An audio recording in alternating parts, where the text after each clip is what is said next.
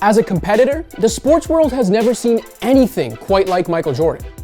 He's concentrating almost solely on the Bradford. He took such umbrage at a guy saying, "Nice game, Mike," that he torched and humiliated him.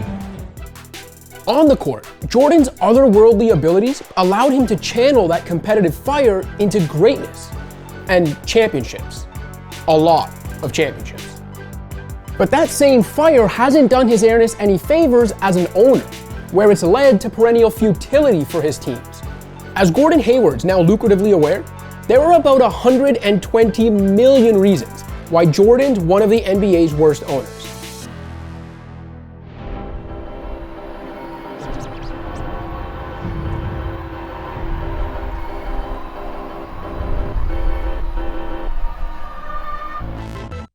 Jordan's tumultuous tenure as a team owner began before the current iteration of the Hornets even existed. During his second of 3 retirements, way back in 2000, Jordan became part owner of the Washington Wizards, who also made him president of basketball operations. This memorably led to Jordan's final comeback as a player. Camby, here comes Jordan, Houston back, Jordan, it counts, and the foul! Michael showing some hops. But it also featured a number of questionable, if not downright terrible decisions by Jordan the executive. He hired Leonard Hamilton, who had no pro coaching experience, to be the Wizards' head coach. That experiment lasted a year, at which point Jordan replaced Leonard with his former Bulls coach Doug Collins. He made Kwame Brown the #1 overall pick in the 2001 draft, which featured 8 future All-Stars and saw Tyson Chandler and Pau Gasol go numbers 2 and 3 respectively. That was a bad decision. He then may or may not have made Brown cry. He traded a 23-year-old Rip Hamilton, fresh off a 20 points per game season, to acquire a past his prime Jerry Stackhouse, who was already a year removed from what would turn out to be his last All-Star appearance. In a perfectly succinct summary of Jordan's time as a player-owner, USA Today's Eric Brady wrote in 2003, Jordan harshly criticized the effort of the teammates that he mostly chose.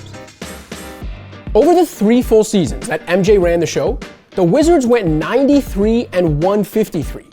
Brown, for what it's worth, would go on to average 7.7 points and 5.5 rebounds in 4 years as a Wizard. Jordan's basketball ingenuity as a player never translated as a talent evaluator. His Bobcats made Adam Morrison the #3 pick in 2006, and in 2012, they used the #2 pick on Michael Kidd-Gilchrist just 1 spot before Bradley Beal's name was called by, of all teams, the Wizards. In Jordan's defense, some of that can be chalked up to just bad luck. After posting the worst record in NBA history back in 2011-2012, for example, Charlotte failed to win the lottery that would have netted the franchise Anthony Davis. I took offense to that. But talent evaluation is only one of the many factors that have led Jordan's teams to never-ending irrelevance. There are obvious challenges with operating a small market team, from attracting free agents to selling tickets. But Jordan's impatience hasn't helped matters. The free agency sagas of both Hayward and Kemba Walker are perfect examples of that restlessness and the inconsistency it brings. Kemba just took it to Covington, ripped his heart out. Hornets up by 5. As a perennial all-star still seemingly in his prime, in the middle of a season where he was averaging nearly 26 points and 6 assists, everyone knew Kemba was going to command a max contract in 2019 free agency. By making an all-NBA team, Walker put himself in position to earn a supermax deal worth roughly $220 million over 5 years. Forget the supermax though. The Hornets reportedly didn't even offer their 29-year-old franchise player the regular max, instead offering him a contract that came in approximately $28 million below the max they could have offered even if he never made that All-NBA team. That means that at some point, the Hornets had clearly come to the conclusion they weren't comfortable maxing out Kemba, which in and of itself isn't completely indefensible. Perhaps they realize that if the undersized guard is your best player, you're probably not going to compete for championships. Maybe they had reason to believe Kemba's body wouldn't hold up for the life of the contract. After all, Walker missed 16 games in his first season with the Celtics, and won't be ready for the start of this season. But even if that was the case, as a small market team that needs to retain as much homegrown star talent as possible, and at the very worst, can't lose that star talent for nothing, the Hornets should have traded Walker at some point during the 2018-19 season. The very obvious reason the Hornets didn't trade Walker is because the team was in a playoff race, or whatever you want to call the annual depressing chase for the Eastern Conference's final playoff spot. The 39-win Hornets ended up missing the 2019 playoffs by just 2 games, but even if they had squeaked into the tournament, they would have been first-round cannon fodder.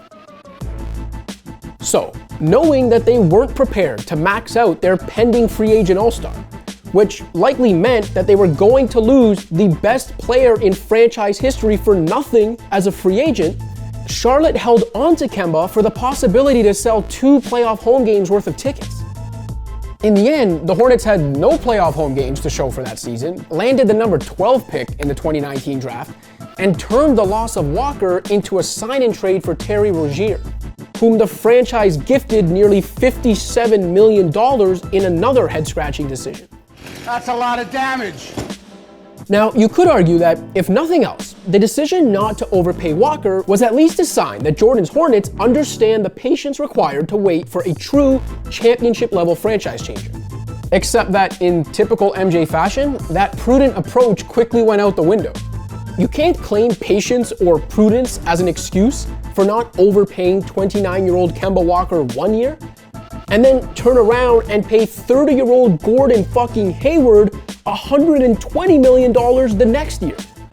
Not to mention, Jordan's Hornets were so gaga for Hayward that they waived and stretched what would have been Nicolas Batum's $27 million expiring contract for this season, turning it into a cap hit of $9 million over the next 3 years to give themselves extra cap space now.